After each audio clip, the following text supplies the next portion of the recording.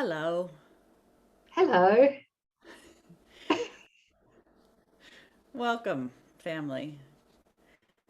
We're all We new are, and shiny this morning, aren't we? yes, I smell better. And I was just commenting on Sis's roses. Those are the last of the Mohicans, the last Yeah. flowers of the season. Yeah. Yeah, they're Very beautiful. last. Yeah. Yeah. Yeah. So Thank we're you. on lesson 314, and I'll be reading it, and Nook has some beautiful insights to share with us, and also part of the text from chapter 7. We're going to be stringing that into this as well. So that's going to be wonderful. This lesson is entitled, I Seek a Future Different from the Past. I seek a future different from the past. From new perception of the world, there comes a future very different from the past. The future now is recognized as but extension of the present. Past mistakes can cast no shadows on it, so that fear has lost its idols and its images, and being formless, it has no effects. Death will not claim the future now, for life is now its goal, and all the needed means are happily provided. Who can grieve or suffer when the present has been freed, extending its security and peace into a quiet future filled with hope?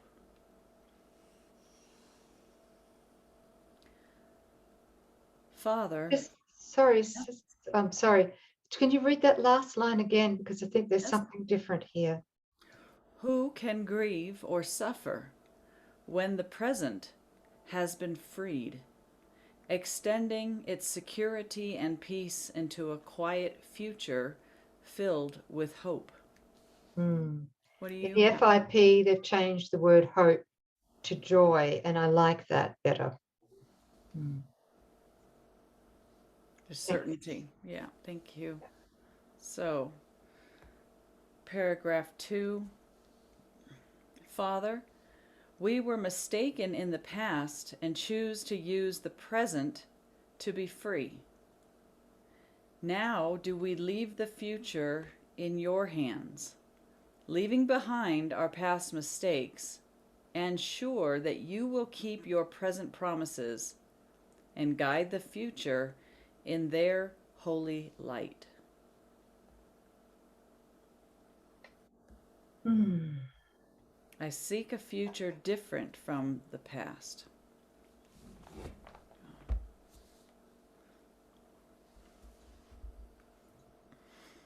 And I think this next section that we're going to read, there are 4 paragraphs from chapter 7? 7, Mm-hmm. section 8, the unbelievable belief.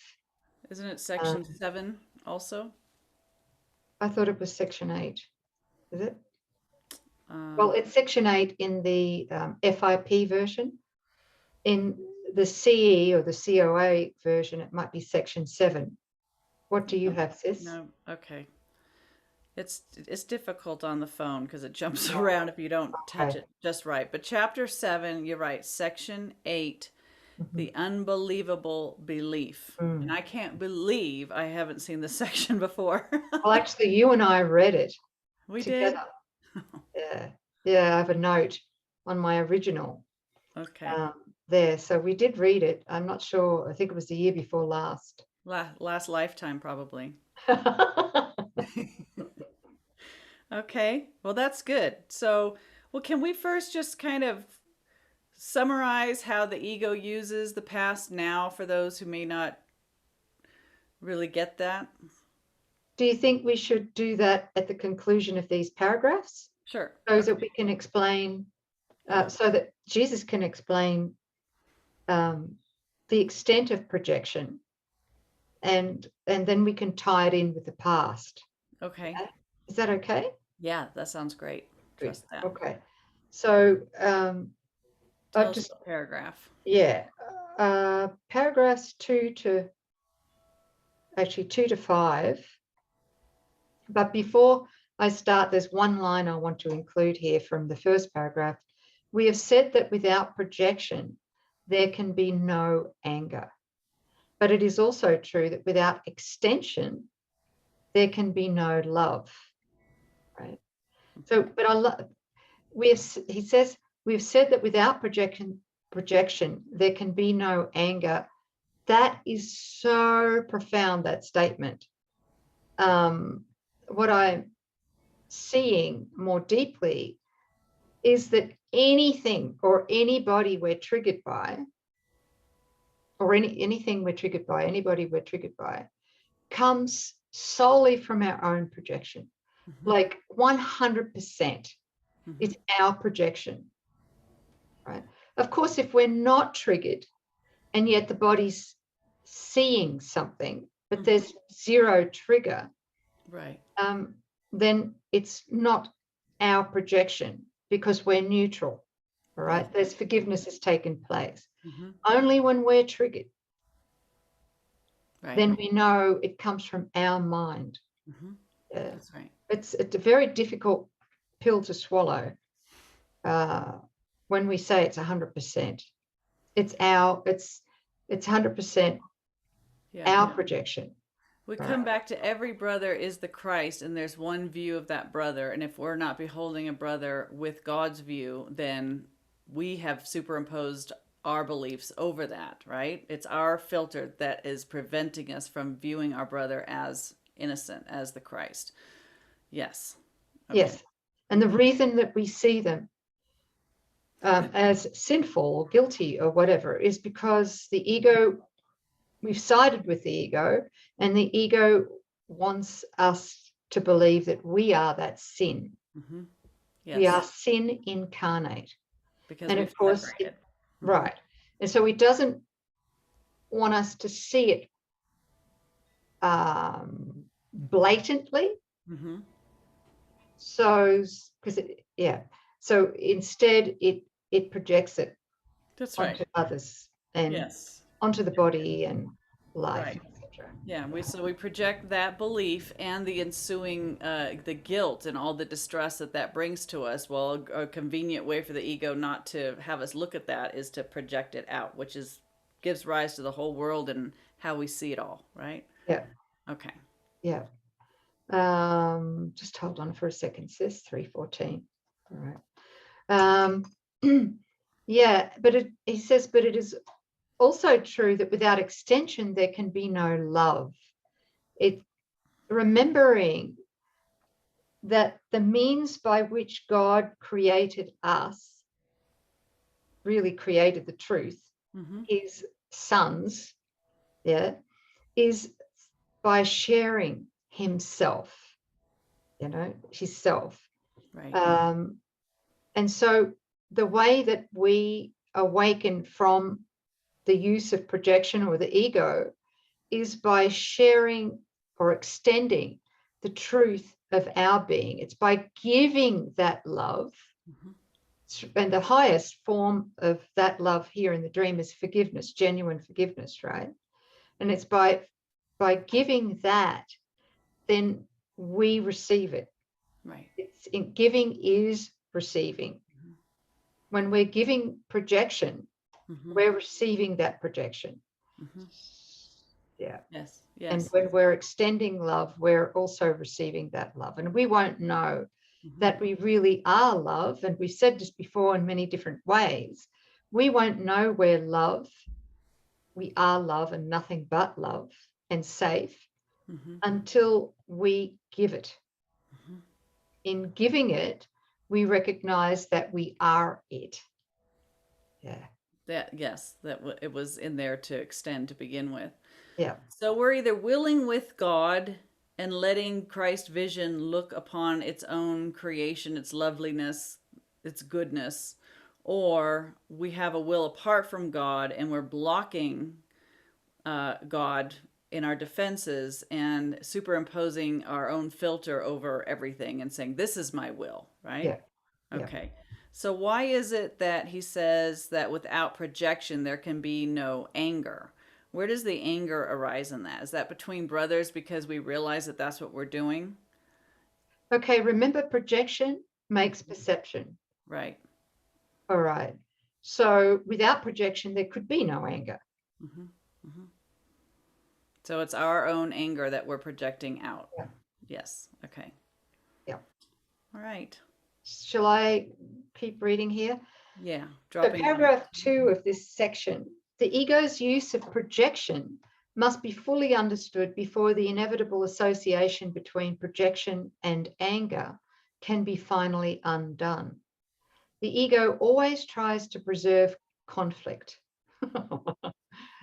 It is very ingenious in devising ways that seem to diminish conflict because it does not want you to find conflict so intolerable that you will insist on giving it up. We know that one well, don't we, sis? Yes. Yes. Right? The ego therefore tries to persuade you that it, the ego, can free you of conflict, lest you give the ego up and free yourself. Using its own warped version of the laws of God, projection, the ego utilizes the power of the mind only to defeat the mind's real purpose. It projects conflict from your mind to other minds in an attempt to persuade you that you have gotten rid of the problem. Right. You've got to laugh, right? See it in somebody else, right? That's much more convenient. Isn't it? There are two major errors involved in this attempt. The first one, first, strictly speaking, conflict cannot be projected. This is important because it cannot be shared.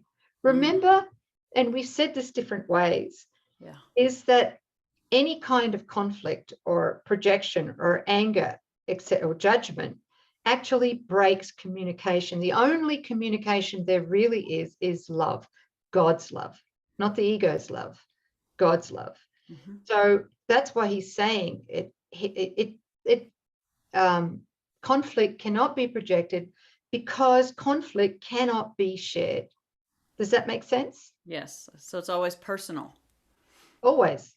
Yeah. And anything personal is the ego. Right. Private mind with separate agendas that can clash with others' private minds and separate agendas. Any attempt to keep part of it, the conflict, and get rid of another part of the conflict does not really mean anything. Remember that a conflicted teacher is a poor teacher and a poor learner. His lessons are confused and their transfer value is limited by his confusion. The second error is the idea that you can get rid of something you do not want by giving it away. Yeah, that's a good one. Isn't it? Yeah. Giving it away is how you keep it. So when we judge another, when we see that shitful projection on somebody else, that's how we keep it. If we want to believe that, right? We want to believe that, believe in blame, right? Yeah. Right. The belief that by seeing it outside you, but the belief that by seeing it outside, you have excluded it from within is a complete distortion of the power of extension. That is why those who project are vigilant for their own safety. In other words, they're fearful of the future. Yeah. They're fearful of others, fearful of the future, fearful of loss, fearful of death, fearful of disease. Yeah. Right. They are afraid that their projections will return and hurt them. Believing they have blotted their projections from their own minds, they also believe that their projections are trying to creep back in. Oh, I know this one so well. Not now, but boy, those first few decades in this lifetime really, really showed me that. Yeah. Since the projections have not left their minds, these are the unforgiven projections, have not left their minds. They are forced to engage in constant activity. Anybody know that? No. No, in constant activity in order not to recognize this. Okay. Yes. So there's the obstacles to peace. The first obstacle is the desire to get rid of peace. Now, peace and love, safety and security are synonymous. They Yes. are one. So it's a desire, and it's the ego's desire, is to get rid of all of that. And to keep the fear, to keep the guilt intact and the fear. Yeah. And therefore the fear of the future. Yeah. Can we slow down? Sure. Okay, so just take my hand and just walk with me, because I'm recognizing that the peace and the love and all of that is what we are. Yeah. And then to not know ourselves, we came up with a separation which filled the mind with guilt and fear and its images. Mm-hmm. And the belief that we are sin, which is another word for saying separation. So the belief in sin and separation gives rise to guilt and fear, and that's way too inconvenient. So in order to get rid of that, right, we blot that out of our mind by projecting it out onto the world and onto our brothers. Not me, them, right? Okay. But because they are our projections, it seems as though these projections are constantly trying to creep back into our mind, right?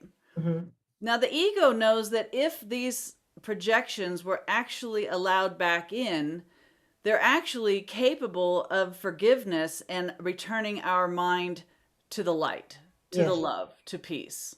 So the ego is heavily invested in us first believing that we're sin, projecting that belief out there, and then defending any attempt for those to come back in, which is why we fear union, why we fear joining, why we don't trust love, why we don't trust our brothers, right? That's if this were to actually come back to the source where it is in my mind, then there's the threat that my mind could be healed and I might actually remember my divinity.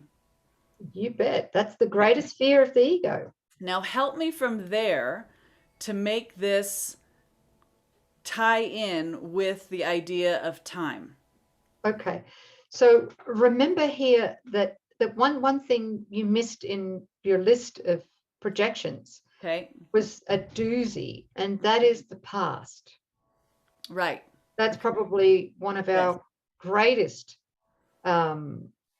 projections. Okay. Because the past does not exist. Right. Right. Okay, all right. Okay. Funny you excluded that one, sis. Well, no, because this is what I'm just getting with you on this. It's like, okay, so in the way that we take all this crap in our mind, sin incarnate and all the fear and guilt, we would put it out there. Where? Okay, so we put it out onto a mother and father that treated us badly. We put it out onto our first romantic partner who broke our heart. We put it out onto the job or the accident that we sustained, right? And those memories are creating a false past, and we're tucking all the unwanted guilt and attack thoughts out there. That literally creates the past. The past has never occurred. No, that makes the past, which makes our future. Yes. That's how the future or time is perpetuated. Right. It's perpetuated by an unforgiven past. Right. So then now we have the belief in that past that we made to hide our stuff in. And then that past creates the present filter, which then would overlay our future if we didn't forgive all this, right? And see what we're talking about. Okay. Yeah. Yep. But here's the clincher, and one that I didn't even see until recently, is we never forgive the past. Because otherwise it would be the ego attempting to forgive itself, which is impossible. Right. It's bullshit. Okay. So what we're doing is we're forgiving our own projections of the past. That's really taking the past, yes, the ideas of the past, and mm-hmm. and how we've been victimized in all the different forms by different people and circumstance, the Yes. body, Yes. accidents, whatever. And we're bringing it here and we're going, okay, that's it. That's it. Yeah. This is obviously what I wanted. Right. Unless we come to that point mm-hmm. to admit that that's what we wanted. Mm-hmm. We have no idea why we wanted it, but obviously we wanted it. We do now. Projection, right? Totally. Okay. Yeah. I Right. needed a place to put the fear and the guilt in my mind somewhere. Right. So we plant it in the back. And can you all feel the difference between going through your past memories and forgiving this person for doing that and forgiving this and, realizing, yes, it's not really real, but you still have it in the illusory idea of a real past. And while there's a real past, it can't be forgiven. So it's only I'm forgiving myself for that projection of a past. Yeah. Yeah. And while there's a real past, it's so good talking about this. It really is. This is fantastic. There is a real ego identity. Mm-hmm. Yeah. Whose past is it, right? Somebody's got to have the past. Who was that person in the past?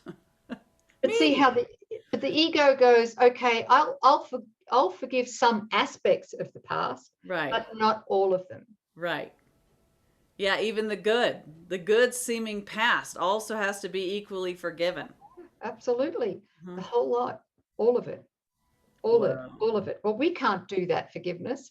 We just need to show up and be willing with Holy Spirit, because he does it. Yes. It's the Holy Spirit that does it. He casts the light over the shadow of the past. And of course, then the past can disappear because the light's come to replace it, right? And you could, oh man. What's that? I'm just seeing like things like sentimentalism or, fondness for the past. Really, you guys, we're going to come forward and say, well, I don't want to forgive, that really happened. It was good or whatever. But I'm realizing while that there is a past, all that is ego's projection of the fear and the guilt in our mind. If the past is real, then the guilt that we place there is protected. Exactly. Yeah. That's it. Yep. Yep. Nostalgic memories of Christmas. Thank you. Right? Mm-hmm. And memories of Christmas for me and you. Mm-hmm. Right? Like we made an idol of Christmas. Yes. All of the gift giving.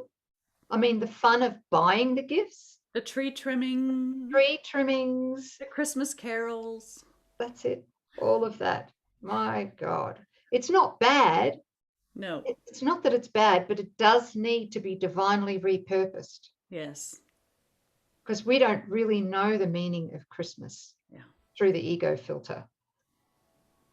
Wow. Because it uses those kinds of nostalgic memories against us to attack us later on when we're going through phases in life where perhaps that particular nostalgic euphoria is missing.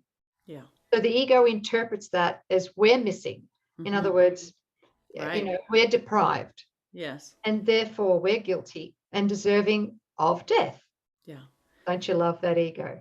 And age and time are contingent on belief of this body going along that timeline. So, the body and the past are one and the same. You can't think of yourself or have a concept of the self without the past and its story. But when you forgive it, like there goes the idea of the body along with it. It's really big. Yeah. And just to confirm that we're never forgiving the past. Mm-hmm. This is so important. Yeah. We're only ever forgiving our own projections of the past because the past never existed. Mm-hmm. And if we don't forgive our own projections of the past, then we're going to increase the illusion of time. Mm-hmm. Remembering that the illusion of time is also suffering. We're going to increase suffering. And as you said, time and the body are one. Mm-hmm. We're going to increase suffering of the body as well. That's what aging is. So That we're is making aging. time. Mm-hmm. Yeah. There's only ever just here now. And even the thought of yesterday, right? When you think about, well, what did I do yesterday? You have to think of the body and where it was and what it was experiencing. And yet that too is a projection in the mind. If you could just catch this for a second, just realize we are mind. We are not this body. We never have been the body. And that all that really exists is an eternal now, without a beginning, without an end. If everything's eternal, there was never a start date and there's not a finish date. So how can you quantify anything? How could there be a yesterday, a today, or a tomorrow? Reality is out of this paradigm completely. Like, yeah. So forgiving the projection of time, forgiving ourselves for the projection of the body in that seeming time, the gap. Mm-hmm. The gap. And just tying this in with this lesson, 314, I seek a future different from the past. Mm-hmm. We can probably appreciate now that there's no way in the world that we can seek a future different from the past unless we've forgiven our projections of the past. Yes. Right? Yes. And he says in the first line of this lesson, from new perception of the world, there comes a future very different from the past. Yes. The future now is recognized as but extension of the present. Yeah. What the hell does he mean? He means present sinlessness, because we've already forgiven our projections of the past. If we haven't forgiven our projections of the past, then we're carrying that belief that we are sin with us into the future. Mm-hmm. And making time. Yes. That's why he says past mistakes can cast no shadows on the future, so that fear has lost its idols and its images in the gap, and being formless, it has no effects. Then he goes on to with this amazing statement: death will not claim the future now. For life, in other words, love as sinlessness, is now its goal, and all the needed means are happily provided. And I will add, effortlessly. All right. The future is effortless because it's not superimposed by an unhealed past. Mm-hmm. Who can grieve or suffer when the present has been freed, extending its security and peace into a quiet future filled with joy? Okay, so that is the healed mind, the one that knows of sinlessness and wholeness. Yeah. Extending that impulse, that loving impulse, extension is now creating or making the future. Yes. So it's only going to be producing more of itself. So it's not fear and separation and sin that's being projected. It's wholeness and innocence and love that's being extended. That's creation. That's creating with God. That's letting God's will be here, done here on earth. Yes. Wow. Beautiful. I didn't finish the quotes. I don't know if I should just read the last two. Sure, why not? Yeah. I think it's paragraph 4. You cannot perpetuate an illusion about another without perpetuating it about yourself. Oh my God. That says it all right there. Yeah. Okay. Yeah. So my mother was an abuser. Was she? Well, right. What I've got to say is that if I believe that, I was an abuser, right? Yes. My mother wasn't an abuser. There is no way out of this because it is impossible to fragment the mind. To fragment is to break into pieces, and mind cannot attack or be attacked. That's profound, isn't it? Yes. And we're all mind, we're not body. No. So we can't attack or be attacked in truth. Only the body can have fantasies of attack. The belief that that the mind can attack, an error the ego always makes, underlies its whole use of projection. It does not understand what mind is, and therefore does not understand what you are. Mm-hmm. Yet its existence is dependent on your mind because the ego is your belief. The ego is a confusion in identification. Or you could say that again. Yeah. Never having had a consistent model, the ego never developed consistently. It is the product of the misapplication of the laws of God by distorted minds that are misusing their power. And then Jesus says, do not be afraid of the ego. I'm going to say that again. Do not be afraid of the ego. It depends on your mind. Mm. And as you made it by believing in it, the ego, so you can dispel the ego by withdrawing belief from it. That's what we're doing with these lessons. Yes. Do not project the responsibility for your belief in it, the ego, onto anyone else, or you will preserve the belief, right, of the ego. You're a victim, yeah. Yep. When you are willing to accept sole responsibility for the ego's existence, you will have laid aside all anger and all attack because they come from an attempt to project responsibility for your own errors. That's why taking accountability is never judgment. It's a power move. That's like placing it where it can be healed and forgiven. Oh, beautifully said. Yeah. That's it. Mm-hmm. So it's a blessing. It is. Yeah. We want this. The ego doesn't want this. Yeah. Yes. Yes. To say this is always and only mine. To the extent that I'm triggered, it's only and ever mine to heal. And I want to heal it for the entire, sonship. Because again, there is just one mind, but this aspect of the sleeping sonship's mind and its projections is ready to be healed. Take it all. That's it. Including the past. Not going into a real past and doing forgiveness within it, but projecting the past as an idea in itself. Yeah, it's a big concept filled with all kinds of potent memories, but it's never actually occurred. No. There's a mind bend. Yeah. Only the present is present. That's it. The eternal now. Mm-hmm.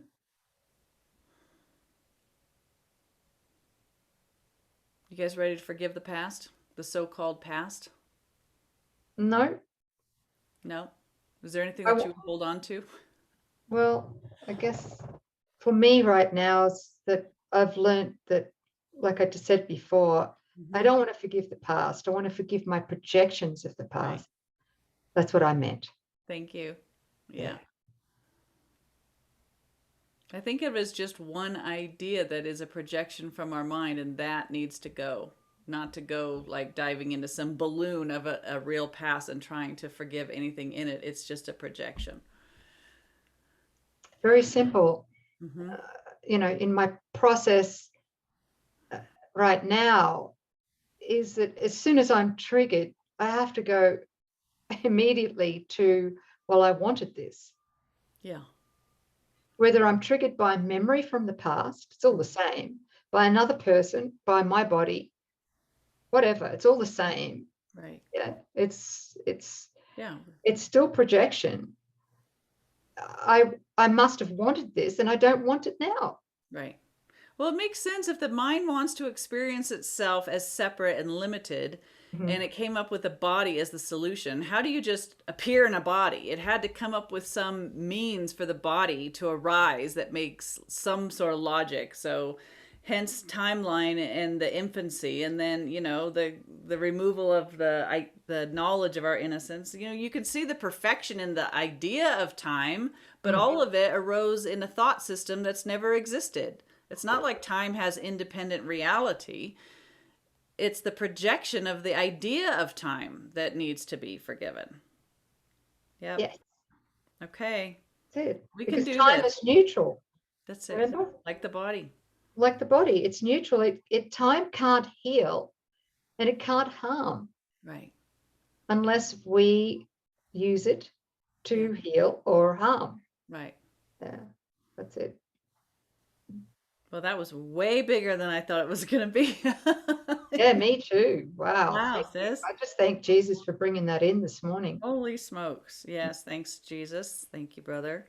Yeah. Wow, talk about a deep dive. There's one right there. We should put a little guy with a snorkel going down. Let's get all of this, not just the surface stuff. Yeah.